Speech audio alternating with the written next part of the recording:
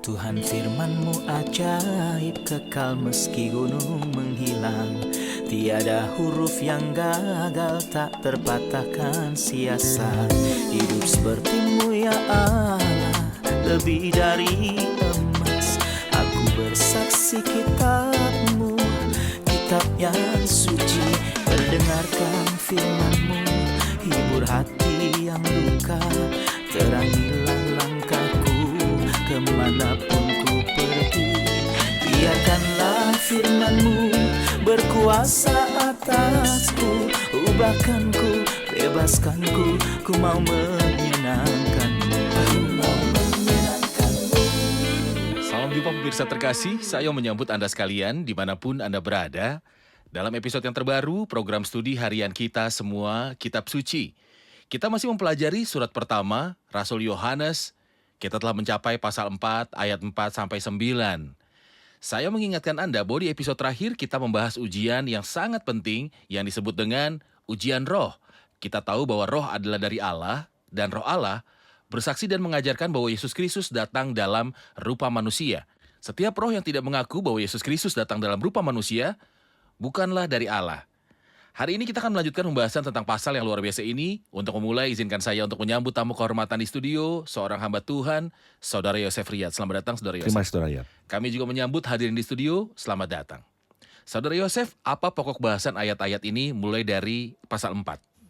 Seperti Anda katakan, ini merupakan kelanjutan dari tanda-tanda yang diberikan oleh kitab suci untuk membedakan dan mengenali roh. Ini dari ayat yang pertama sampai ayat 6. Mulai dari ayat 7, kita mulai dengan topik yang terus membahas tentang kasih Allah bagi kita dan dicatat dalam 3 lingkaran. Sungguh indah mulai dari ayat yang ke-7, pasal 4 hingga pasal 5 ayatnya yang ke-3. Anda akan menemukan pengulangan kata kasih yang menarik, sekitar 34 kali. Kata kasih membedakan surat ini sebanyak 51 kali. Namun di bagian ini yang kurang dari satu pasal dari ayat 7 hingga ayat 3 dalam pasal 5, kata tersebut diulang 34 kali, yaitu 2/3 total jumlah surat. Ya. Ini menarik, di akhir pasal ia akan beritahu kita mengenai kewajiban kita untuk mengasihi sesama. Baik. Saya akan membaca ayat-ayatnya dari ayat 4, kemudian kembali untuk bertanya. Kamu berasal dari Allah, anak-anakku, dan kamu telah mengalahkan nabi-nabi palsu itu, sebab roh yang ada dalam kamu lebih besar daripada roh yang ada di dalam dunia. Mereka berasal dari dunia, sebab itu mereka berbicara tentang hal-hal duniawi, dan dunia mendengarkan mereka. Kami berasal dari Allah, barang siapa mengenal Allah, ia mendengarkan kami. Barang siapa tidak berasal dari Allah, ia tidak mendengarkan kami. Itulah tandanya roh kebenaran dan roh yang menyesatkan. Ayat 4 berkata, kamu berasal dari Allah, anak-anakku, dan kamu telah mengalahkan nabi-nabi palsu. Siapa yang dimaksudkannya? Di sini ia bicara tentang nabi-nabi palsu yang muncul, yang digunakan oleh penyesatan yang ada di dunia. Tetapi kita mengalahkan mereka. Sama sekali tidak, karena orang percaya pada diri mereka sendiri lebih kuat atau lebih bijaksana daripada setan dan para pengikutnya. Tetapi karena roh Allah yang ada dalam kita dan Baik. yang lebih besar daripada roh yang ada di dunia. Saya pikir ini menunjukkan kepada kita mengapa gereja masih bertahan sampai sekarang.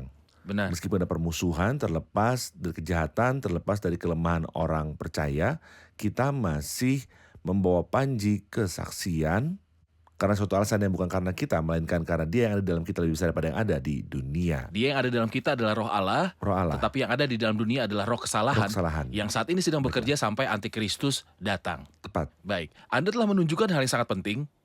Itulah sebabnya gereja terus berlanjut ke seluruh dunia, karena Dia yang ada dalam dirinya lebih besar daripada yang ada di dunia. Benar. Meski kita bisa menemukan wilayah geografis di mana tidak ada kesaksian, maksud saya di Asia Kecil, pada suatu waktu ada kesaksian di tempat ini. Mohon jelaskan tentang kemungkinan menggeser suar, tetapi itu tidak berarti suar itu telah berakhir dari dunia, yang tidak akan terjadi sampai kedatangan Kristus untuk mengambil gereja dari bumi. Persis seperti yang Anda katakan, suar dapat dipindahkan dari tempatnya jika gereja tidak bertobat. Jika gereja tidak bertobat, suar dapat disingkirkan. Tapi apakah ini berarti gereja telah berakhir dari dunia? Dan perannya dunia sudah berakhir. Kristus berkata, aku akan mendirikan jemaatku dan alam maut tidak akan menguasainya. Namun itu tidak berarti kita boleh tidak setia, karena ketidaksetiaan kita akan menyebabkan suar bergeser dari tempatnya. Jika beberapa musuh tertipu bahwa di tempat seperti itu terdapat kehadiran orang Kristen, dan seiring waktu itu akan lenyap, jadi target kita atau visi kita adalah melenyapkan kehadiran orang Kristen di bumi. Saya pikir ini tidak realistis karena gereja di bumi memiliki roh Allah sehingga akan terus berlanjut sampai Kristus datang. Tepat. Saya pikir yang dikatakan saya berlaku untuk kita sampai batas tertentu. Dikatakan dalam pasal 6 seperti pohon terbantin atau seperti pohon ek yang Iya. tunggulnya tetap ada ketika ditebang. Maka benih yang kudus akan menjadi tunggulnya. Bahkan di negara-negara yang telah Anda tunjuk dan di Afrika Utara, negara-negara ini dahulunya adalah 100% Kristen. Apakah Kristenan lenyap dari tempat-tempat ini? Bukankah kita membaca mengenai orang-orang yang setia kepada Tuhan di daerah-daerah atau tempat-tempat ini di bumi? Jawabannya adalah ya. Benar. Dia yang ada dalam kita di dalam orang percaya, roh Allah lebih besar dan lebih kuat daripada yang ada di dunia, yaitu roh kesesatan. Mereka berasal dari dunia, sebab itu mereka berbicara tentang hal-hal duniawi dan dunia mendengarkan mereka. Ini juga ayat 5, saya ingin mendengar komentar Anda mengapa dunia mendengarkan guru-guru palsu ini. Mengapa dunia tidak dapat menerima firman Tuhan dan orang-orang utusan Tuhan? Di sini kita diberitahu alasannya, mereka berasal dari dunia. Mereka memiliki prinsip yang sama, cara yang sama, mereka berbicara dalam bahasa yang sama. Itulah sebabnya dunia mendengarkan mereka. Semua itu kita diberitahu, kami berasal dari Allah, barang siapa mengenal Allah, ia mendengarkan kami. Saya pikir itu salah satu dari 3 ujian yang luar biasa. Pertama, kita mendengar para rasul dan perkataan mereka, dan itu sangat penting. Karena saat ini ada kecenderungan untuk kembali kepada perkataan Kristus dan tidak perlu lagi perkataan para rasul. Rasul Yohanes berkata di sini bahwa orang yang berasal dari Allah mendengarkan para rasul. Baik. Kami berasal dari Allah, barang siapa mengenal Allah, ia mendengarkan kami. Barang siapa tidak berasal dari Allah, ia tidak mendengarkan kami. Itulah tandanya roh kebenaran dan roh yang menyesatkan. Di sini ia membuat perbandingan antara roh kebenaran dan roh kesesatan. Sebelumnya ia katakan bahwa roh ini adalah roh antikristus, tetapi di sini dia menyebutnya kesesatan melawan kebenaran. Mohon jelaskan kebenaran dan kesesatan dari sudut pandang ini. Setan tidak akan pernah menyampaikan kebenaran karena seperti yang ia katakan, ia tidak memiliki kebenaran di dalam dirinya. Tetapi Roh Kudus disebut roh kebenaran. Jadi barang siapa yang menyampaikan firman Allah, yang diutus oleh Allah mengatakan firman kebenaran. Tetapi setan yang tidak memiliki kebenaran di dalam dirinya hanya menyampaikan kesesatan. Jika saya mengingatkan penonton tentang adegan-adegan trilogi ini, yang dianggap sebagai ujian untuk bagaimana membedakan roh kebenaran dari roh kesesatan. Pertama, sikap terhadap Kristus. Bagaimana sikapnya terhadap Kristus? Apakah ia mengakui bahwa Yesus datang dalam rupa manusia? Kedua, sikap terhadap dunia. Apakah ia bicara seperti cara dunia berbicara dan dunia mendengarkannya? Ketiga, sikapnya terhadap para rasul Kristus. Apakah ia mendengarkan perkataan para rasul atau apakah ia meremehkan mereka? Atau apakah ia menempatkan mereka di tempat kedua atau ketiga dan seterusnya? Baik, kita rehat sejenak dan kembali untuk menjawab pertanyaan hadirin. Tidak diragukan lagi bahwa guru-guru palsu dapat mengumpulkan pengikut di sekitar mereka. Hari-hari ini, delusi dan ajaran sesat berkembang lebih cepat daripada kekristenan sejati. Karena mereka memiliki keuntungan bahwa hawa nafsu manusia merasa senang karenanya. Dan sungguh disayangkan bahwa beberapa orang menggunakan metode glamor yang tampak indah bagi daging untuk menarik orang kepada mereka. Kita harus berhati-hati mengenai cara-cara yang kita gunakan atau mengenai cara-cara yang dapat membuat kita terjerumus. Jika cara-cara ini bersifat duniawi, maka cara-cara tersebut tidak dapat diberkati oleh Allah. Maka kita harus berhati-hati untuk hanya menyatakan firman Allah.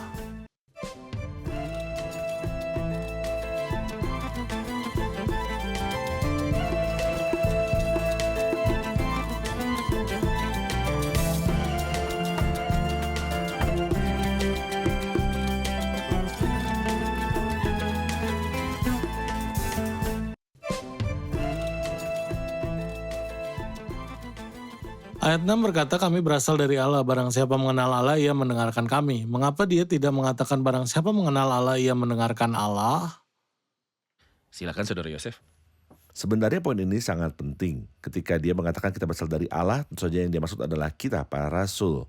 Kita berasal dari Allah, Allah adalah sesuatunya yang mengutus kita, para rasul, dan Tuhan Yesus Kristus. Jadi barang siapa mengenal Allah, ia mendengarkan kita. Karena ada gerakan yang dimulai saat itu, dan itu meluas saat ini, yaitu membuang perkataan Para para rasul. rasul. Marilah kita fokus pada perkataan Kristus. Dan karena Kristus tidak mencatat perkataannya, tapi perkataan itu datang kepada kita melalui para rasul. Maka kita bebas menerima apa yang kita inginkan dan menolak apa yang tidak kita inginkan. Maka kitalah yang menghakimi apa yang kita terima dan apa yang kita tolak. Itu jahat dan merupakan bagian dari pekerjaan roh kesesatan. Benar. Menolak firman tertentu dalam firman Tuhan dan menerima yang lain, mengingat ini adalah perkataan para rasul. Barang siapa mengenal Tuhan, ia mendengarkan para rasul karena mereka Benar. diutus olehnya untuk menyampaikan kepada kita firman yang Tuhan ingin kita dengar. Segala tulisan yang diilhamkan Allah. Benar. Karena memang ada ajaran yang mengatakan bahwa kita harus peduli terhadap perkataan-perkataan. Ini adalah pandangan mereka sendiri tentang perkataan Kristus. Kristus dalam Injil, tetapi tentang ajaran para rasul, Tepat, kita menerima apa yang Semua kita inginkan, kitab menolak suci. apa yang tidak kita inginkan. segala tulisan yang diilhamkan Allah. Ketika Benar. dia berkata dengarkan kita, apakah yang dia maksudkan hanyalah pendengaran, bahwa saya mendengar kata-kata itu, atau apakah Alkitab mengajarkan cara mendengarkan Tuhan dan mendengarkan firman Tuhan? Kata mendengarkan dalam Alkitab berarti taat. Contohnya, berbicaralah Tuhan sebab hambamu ini mendengar. Itu tidak berarti hambamu buka telinga pendengarannya. Lalu katakanlah apa yang ingin kau katakan Tuhan, dan aku akan melakukan apapun yang kau inginkan. Kata mendengarkan, siapa yang yang takut akan Tuhan dan mendengarkan suara hamba-hambanya? Artinya mendengarkan suaranya. Jadi ketika saya mentaati firman Tuhan, itu berarti saya sedang mendengarkan firman Tuhan. Orang yang mengenal Tuhan mendengar, bertindak, dan taat. Dan orang yang tidak mengenal Tuhan tidak mendengarkan kita. Ujian ini adalah ujian ketiga dari ujian kesalahan dalam kekristenan. Baik, Saudara Yosef, kesalahan memang menakutkan dan menjengkelkan. Ya, Dan kesalahan apapun yang muncul bahkan di kalangan Kristen mengenai iman Kristen mengganggu untuk semua anak Tuhan. Saya ingin bertanya mengapa Tuhan mengizinkan kesalahan pada masa awal ini, pada masa zaman Rasul. Memang menjengkelkan bahwa kesalahan itu ada, tetapi yang lebih menjengkelkan adalah melihat bahwa kesalahan memiliki akar yang sangat dalam. Bagaimana pendapat Anda? sebenarnya saya pikir adalah hikmat Tuhan untuk mengizinkan kesalahan sedini itu ketika bejana inspirasi masih di bumi. Yaitu para rasul. Para rasul untuk mempersiapkan penawar racun ini bagi kita. Jadi ketika racun itu muncul dan kita bersyukur kepada Tuhan bahwa ketika racun itu muncul, yaitu ajaran sesat, para rasul masih hidup sehingga mereka menulis jawaban atas racun-racun ini. Jadi Anda akan menemukan dalam tulisan-tulisan Rasul Paulus di sini, dalam tulisan-tulisan Rasul Yohanes, dan dalam tulisan-tulisan Rasul Petrus. Di seluruh Alkitab, jawaban atas kesalahan yang ada saat ini. Bayangkan jika kesalahan tidak terjadi pada zaman para rasul dan kita tidak memiliki jawaban ilahi, apa yang akan kita lakukan? Kita pasti akan berada dalam masalah. Tapi kita bersyukur pada Allah bahwa Dia telah memprediksi masalah ini dan menulis surat kepada kita sehingga Dia mengizinkan ajaran sesat Benar. dan mengizinkan para rasul untuk menjawab ajaran sesat ini. Dan juga untuk memberitahu kita bahwa menjadi suatu ide kuno bukanlah bukti kebenarannya. Karena ada kebohongan yang berusia lebih dari 1000 tahun. Benar, Gagasan lama tidak berarti hal itu kredibel. benar. Kita telah sampai pada ayat 7, tetapi sebelumnya saya ingin memberikan komentar tentang ayat 6. Apa itu roh kebenaran dan roh kesesatan? Roh kebenaran dan roh Allah. Roh kesesatan ada di dunia, roh kebenaran ada di dunia. Mengapa? Apakah karena dia menuntun kepada kebenaran atau karena sumbernya adalah kebenaran? Bagaimana kata kebenaran menggambarkan pekerjaan Roh Kudus? Roh kebenaran memberi kita kebenaran. Roh Kudus memberi kita kebenaran. Dia adalah roh kebenaran sebagaimana disebutkan di dalam Alkitab. Segala sesuatu kecuali Dia adalah kesesatan, hanya satu kebenaran.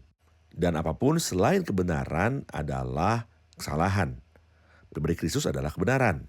Kitab suci adalah kebenaran. Roh Kudus menyampaikan kebenaran kepada kita yang ada di dalam Kristus. Dan juga ada dalam firman Tuhan. Izinkan saya menjelaskan lebih rinci. Terkadang kita menemukan beberapa hal supranatural yang dapat dilakukan beberapa orang di beberapa lingkup gereja dan mengatakan bahwa itu semua adalah berkat Roh Kudus. Seseorang mungkin mengucapkan beberapa kata dan mengatakan ini adalah wahyu tentang masa depan dan ini adalah pekerjaan Roh Kudus.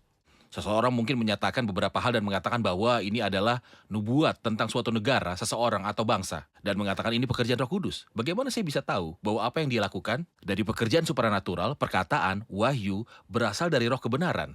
Bukankah mungkin ada kesalahan yang diletakkan di lidah pembicara? Saya pikir inilah 3 cara pengujiannya.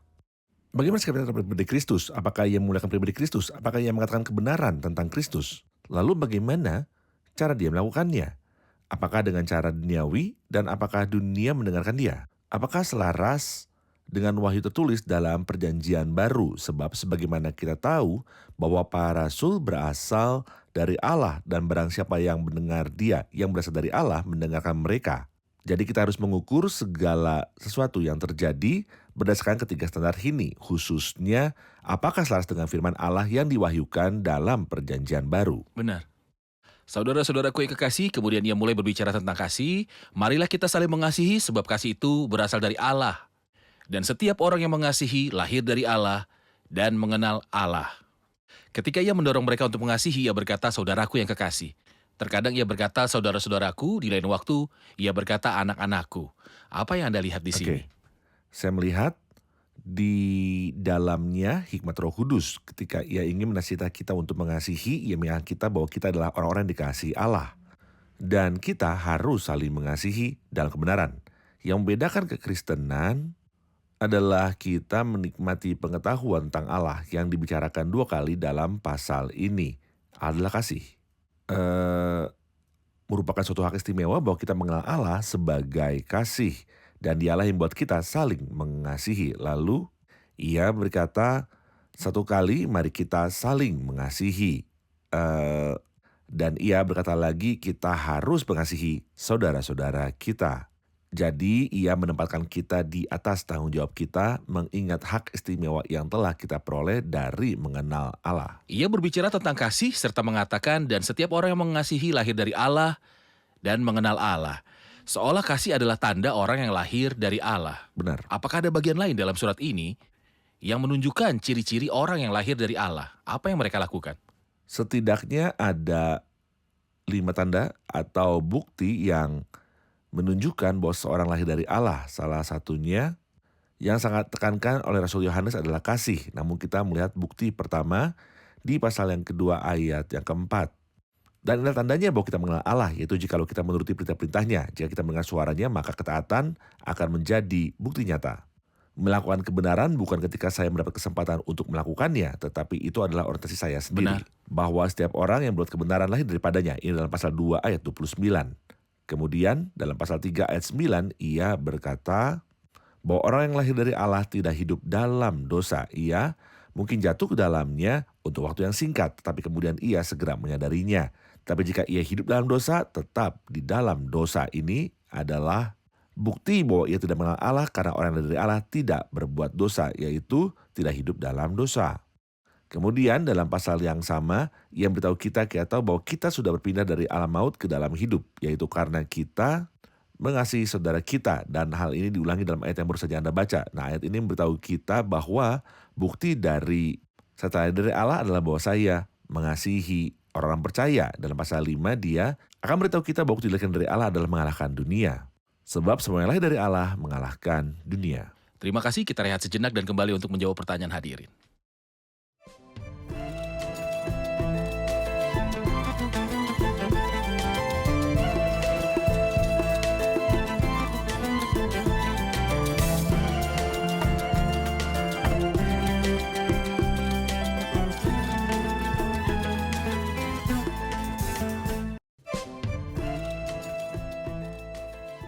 Ayat 8 berkata, barang siapa tidak mengasihi, ia tidak mengenal Allah sebab Allah adalah kasih. Banyak orang yang tidak percaya kepada Tuhan, tetapi kita melihat mereka memberikan kasih sejati kepada keluarga mereka dan berkorban banyak untuk mereka. Kasih seperti apa yang dimaksud di sini?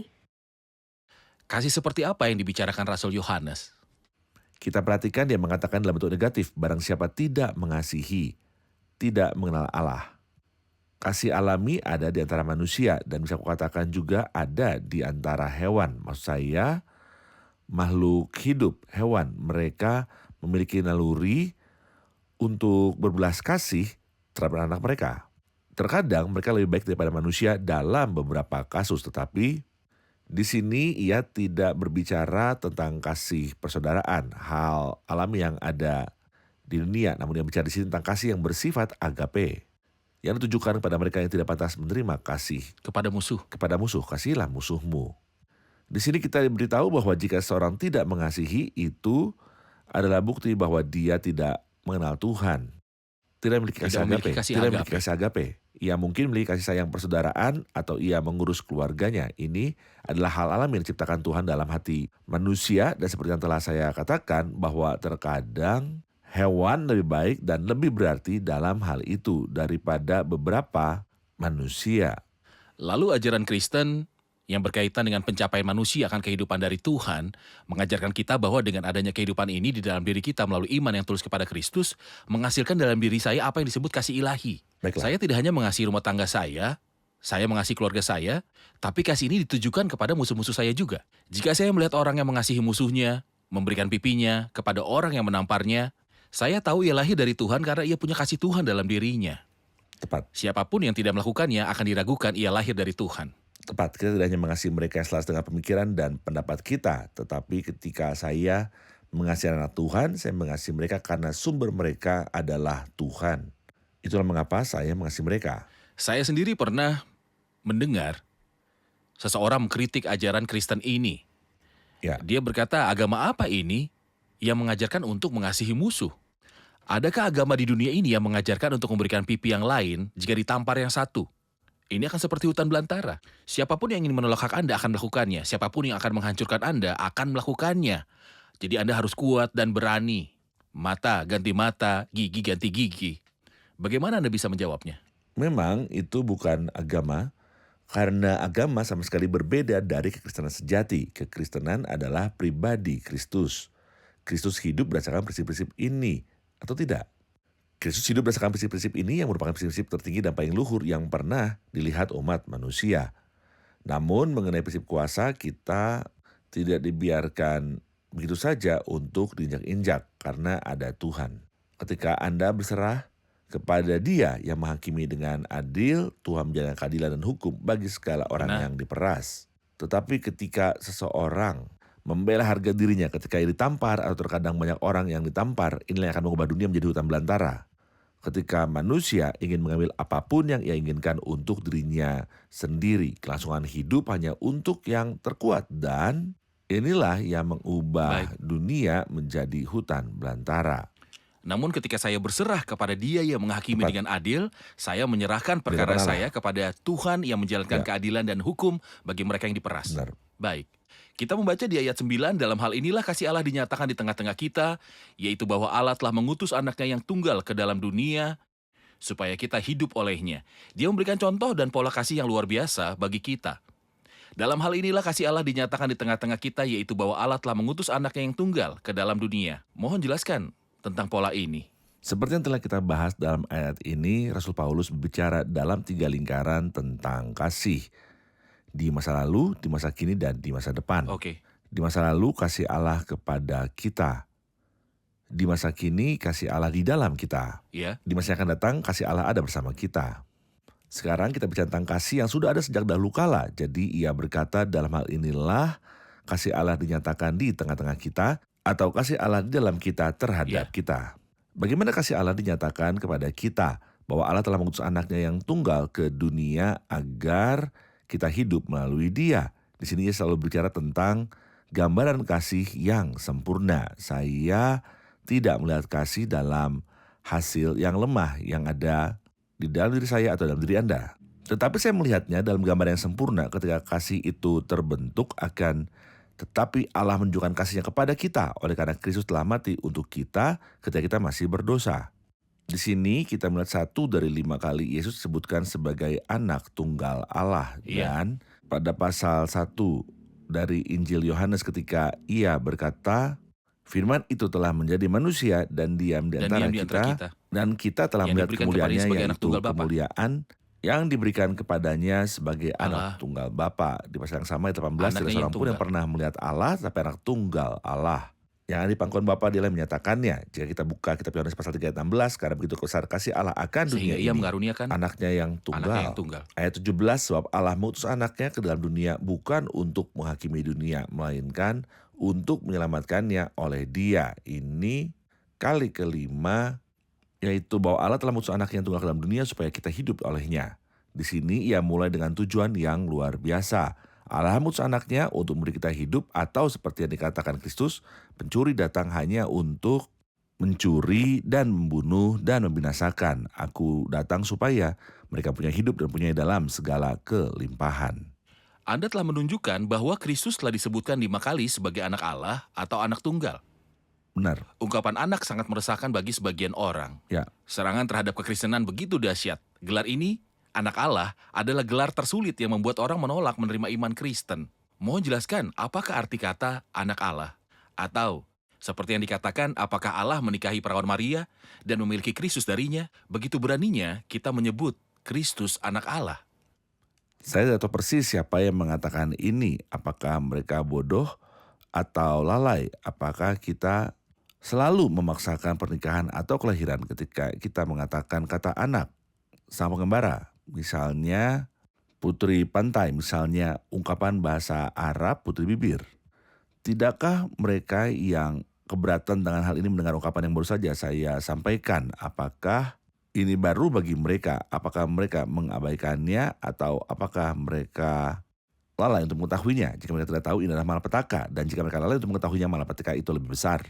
Allah adalah roh, lalu dapatkah Allah Roh Kudus itu melakukan pernikahan dan memiliki anak laki-laki? Tentu saja ini salah, tapi maknanya di sini hanyalah rohani. Artinya adalah bahwa ia telah menjadi seorang anak sejak kekalan, bukan melalui pernikahan dengan perawan Maria yang terberkati. Tetapi Allah adalah Kristus. Dia adalah anak kekal. Sebelum dunia ada, tentu saja tak persetujuan manusia atau kelahiran, melainkan kasih yang mendalam. Juga dialah yang mewakili pribadi tersebut. Aku akan mensuruh anakku yang terkasih atau sesuatunya. Mungkin mereka akan menghormatinya ketika mereka melihatnya.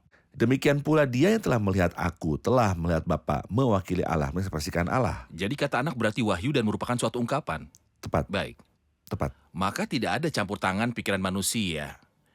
Delusi pernikahan dan omong kosong yang sering kita dengar. Tetapi makna anak Tuhan adalah dia yang menyatakan Tuhan dan mengekspresikan Tuhan. Dan setara dengan Tuhan dari kekekalan sampai selama-lamanya. Saya katakan pada siapapun yang mewakili batas, sukar bagimu menendang ke galah rangsang. Orang yang Anda sakiti adalah hakim Anda, yang suatu hari nanti akan Anda pertanggungjawabkan atas setiap kata yang Anda ucapkan. Jadi berhati-hatilah. Terima kasih Saudara Yosef, kita telah di akhir episode. Tuhan memberkati. Tuhan berkati Anda. Terima kasih semua, Tuhan memberkati. Pemirsa terkasih, Allah telah mengulurkan tangannya dengan kasih. Anda harus menerima kasih itu. Jika Anda menerima wahyu ini, Anda menikmati kasih Allah dan terbebas dari siksaan yang kekal dan memasuki lingkaran peristirahatan dan kebahagiaan abadi. Sampai jumpa di episode selanjutnya, kiranya Tuhan besertamu.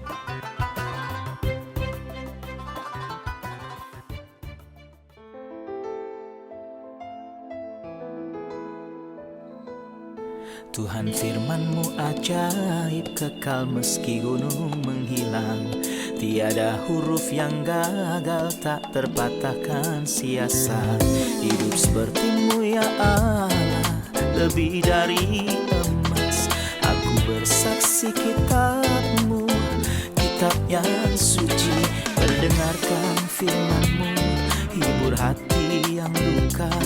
Terangilah langkahku kemanapun ku pergi. Biarkanlah firman-Mu berkuasa atasku. Ubahkanku, bebaskanku, ku mau menyenangkan-Mu. Tuhan firman-Mu ajaib, kekal meski dunia. Ubah dan bebaskan aku.